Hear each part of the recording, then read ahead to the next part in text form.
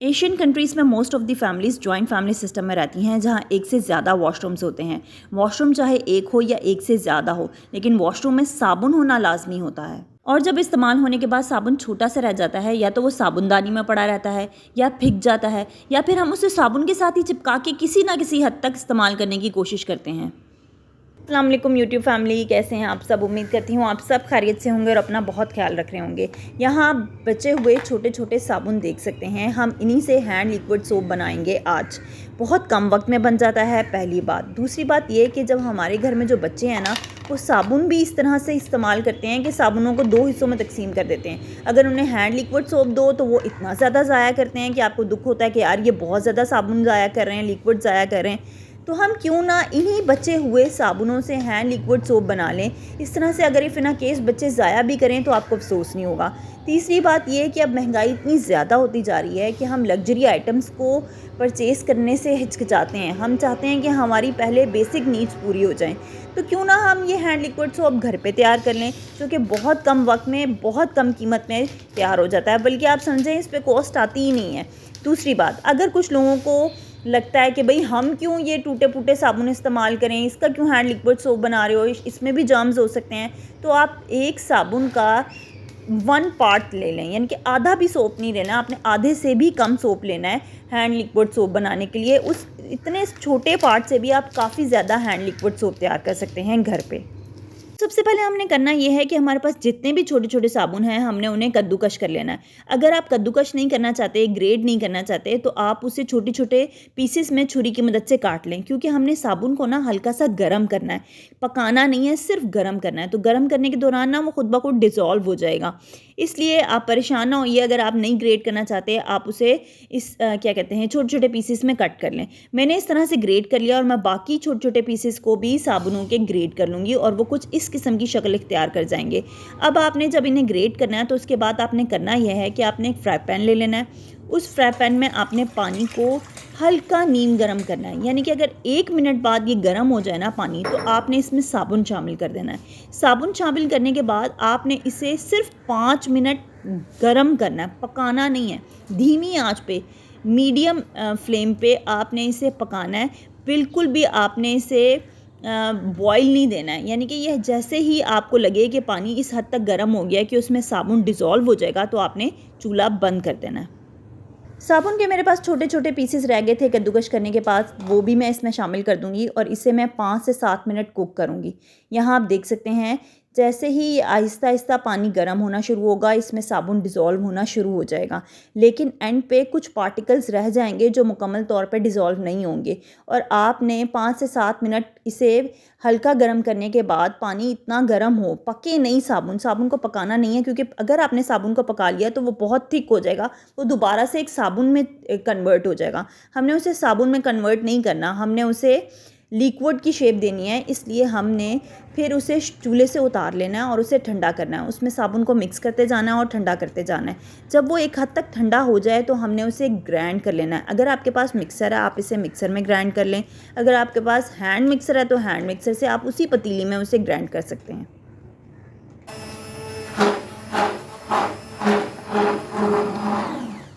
साबुन को ग्राइंड करने के बाद आप देखेंगे कि आपके जो लिक्विड है उस पे इस किस्म की झाग बन गई है। ये इतनी स्मूथ झाग होगी, इसमें से इतनी प्यारी खुशबू आ रही होगी। तो आपने इस झाग के साथ करना क्या है, क्योंकि ये झाग जब आप पोर करेंगे तो ये आपके लिक्विड को पोर नहीं होने देगी।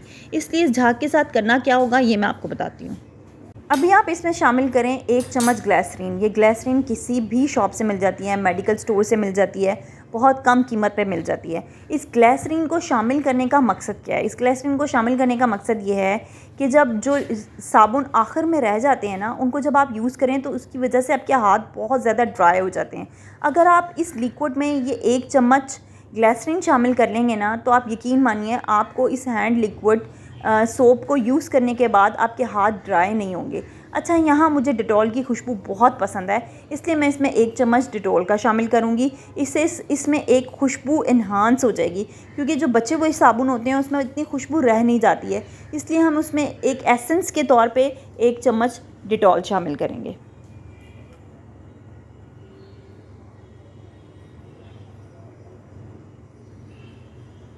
जब लिक्विड लिक्विड ठंडा हो जाएगा ना तो आपको साफ दिखाई देगा कि झाग अलग हो गई है और लिक्विड अलग हो गया है।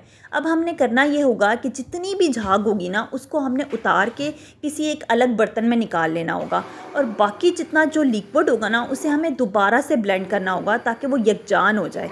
आप उसे चाहे मिक्सर में ब्लेंड कर लें या हैंड ब्लेंडर की मदद से ब्लेंड कर लें, या आपके ऊपर है। और उसके बाद आप उसमें गर्म पानी डाल डाल के उसकी कंसिस्टेंसी अपने हिसाब से तैयार कर लेंगे। अगर आपको ज़्यादा लिक्विडी सोप चाहिए, ज़्यादा लिक्विडी हो तो आप उसमें ज़्यादा पानी शामिल कर लें। अगर आपको कम लिक्विडी चाहिए तो आप उसमें कम पानी शामिल कर लें। लेकिन मैं आपसे यही कहूँगी कि आप उसमें ज़्यादा पानी शामिल करें ताकि वो सोप जो है ना वो बिल्कुल अच्छे से स्मूथ से लिक्विड में चेंज हो जाए। इसलिए आहिस्ता आहिस्ता आप उसे मिक्स करते जाएं और उसमें गर्म पानी शामिल करते जाएं और उसकी एक स्मूथ कंसिस्टेंसी तैयार कर लें। कुछ दिन पहले मैंने हैंड लिक्विड सोप की बॉटल ऑर्डर की थी दराज से। इस बॉटल का फ़ायदा ये होता है कि इसमें आपको अपना हैंड लिक्विड सोप थोड़ा डालना पड़ता है और बाकी उसमें क्वांटिटी आप पानी की डालें, और जब आप इसे पुश करेंगे ना तो फोमी जेल के तौर पे आपको हैंड लिक्विड सोप मिलेगा। इस तरह हैंड लिक्विड सोप कम इस्तेमाल होता है और ये बॉटल बहुत अच्छी रहती है। अगर आपके पास ये बॉटल नहीं है या आप ये परचेज़ नहीं करना चाहते तो आपके घर में कोई भी स्पेयर बॉटल पड़ी हो तो आप वो यूज़ कर सकते हैं। मेरे पास घर में कोई बॉटल नहीं थी इसलिए मुझे ये बॉटल परचेज़ करनी पड़ी थी।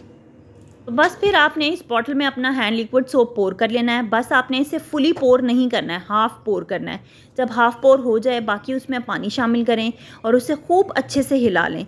हिलाने के बाद ये मैं आपको दिखाती हूँ कि ये कितने अच्छा फोम जेल आपको देगा बना के। मैं प्रैक्टिकली भी आपको यहाँ करके दिखाती हूँ कि कितना अच्छा फोम जेल आपके पास निकलेगा और इतनी प्यारी खुशबू आएगी डिटॉल की और बाकी चीज़ों की।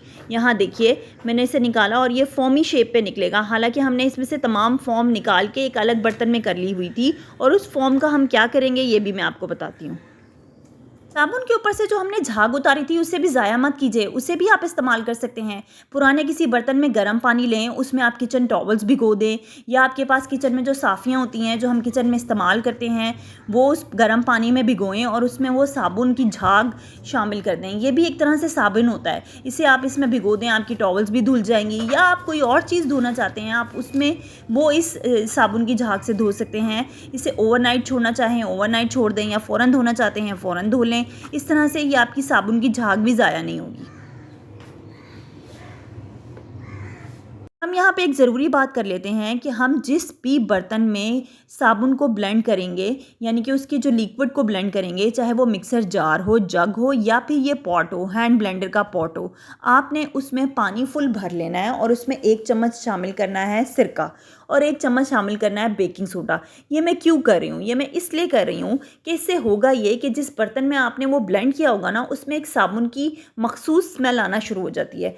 उस स्मेल को ख़त्म करने के लिए, ताकि वो बाद में हम जब खाने की कोई चीज़ ब्लेंड करें तो वो उसमें ना जाए, इसलिए ज़रूरी होता है कि हम उससे में से ये तमाम खुशबू निकाल लें। और इस तरह से हम जग को भर के उसमें बेकिंग सोडा शामिल करेंगे, सिरका शामिल करेंगे और उसे छोड़ देंगे। और अगर आप इससे भी अच्छा अमल ये होगा कि अगर आपके घर में धूप आती है और अगर आप इसे आधा घंटा धूप लगा देना तो ये इतनी अच्छी इसमें से स्मेल निकल जाएगी और आप बेफिक्र हो जाएंगे कि आपके खाने में साबुन की स्मेल नहीं जाएगी। यहाँ मैंने आपको इतना हाइजीनिक, खुशबूदार, इतना खूबसूरत हैंड लिक्विड सोप घर में बनाना सिखाया है। इतनी प्यारी बॉटल जो आप दराज से परचेज़ कर सकते हैं, या आप अपने घर में कोई हैंड लिक्विड सोप की बॉटल इस्तेमाल कर सकते हैं। और ये इतना आसान है, हार्डली 10 से 15 मिनट में बन जाता है। मैंने तो वीडियो बनाई थी इसलिए मुझे आधा या पौना घंटा लगा, लेकिन ये बहुत कम वक्त में घर में बड़ी आसानी से बन जाता है। अच्छा, अब मुझे दीजिए इजाज़त। मैं यकीन करती हूँ कि आपको मेरी वीडियो ज़रूर पसंद आएगी। पसंद आए तो प्लीज़ वीडियो को लाइक कीजिएगा, चैनल को सब्सक्राइब कीजिएगा और ये वीडियो आगे भी शेयर कीजिएगा। अब मुझे दीजिए इजाज़त। Take care. अल्लाह हाफ़िज़।